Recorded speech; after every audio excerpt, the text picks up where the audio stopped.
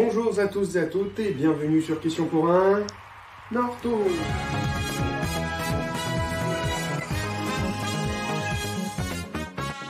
Première question. L'orthophonie est-elle réservée aux enfants? Non! Bonne réponse. Explication en image. L'orthophoniste peut travailler avec des personnes de tout âge et notamment avec des adultes. Dans cette situation, l'orthophoniste est en train d'évaluer le langage d'une personne adulte. On le sait, le vieillissement dit normal s'accompagne d'un déclin de certaines capacités, comme la mémoire ou encore le langage.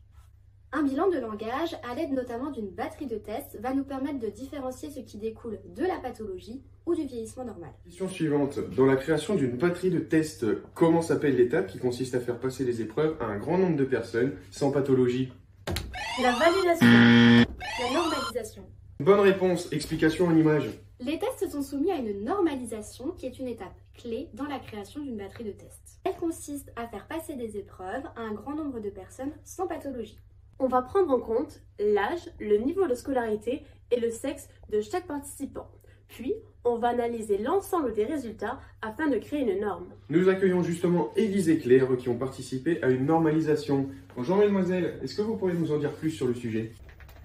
Bonjour, merci pour votre accueil. Alors effectivement, nous avons participé à la normalisation d'une nouvelle batterie dans le cadre de notre mémoire en orthophonie, où nous nous sommes intéressés à l'effet de l'âge sur les processus linguistiques à travers l'étude de 5 épreuves. Le langage est un processus complexe qui entretient des liens étroits avec d'autres fonctions cognitives, dont la mémoire sémantique et les fonctions exécutives.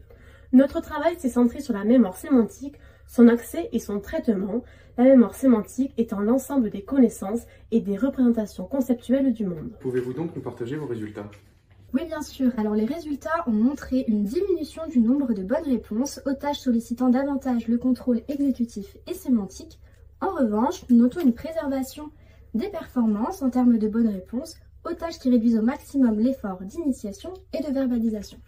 Associés à un ralentissement global du temps de réponse, ces résultats, dans les tâches que nous avons étudiées, laisseraient suggérer que les connaissances sémantiques seraient préservées avec l'âge, mais que leur accès et leur traitement, de par le contrôle exécutif et sémantique, seraient altérés. Votre travail montre qu'il est primordial d'utiliser des tests bien normés et d'avoir suffisamment de participants pour que les résultats soient représentatifs et surtout plus fiables.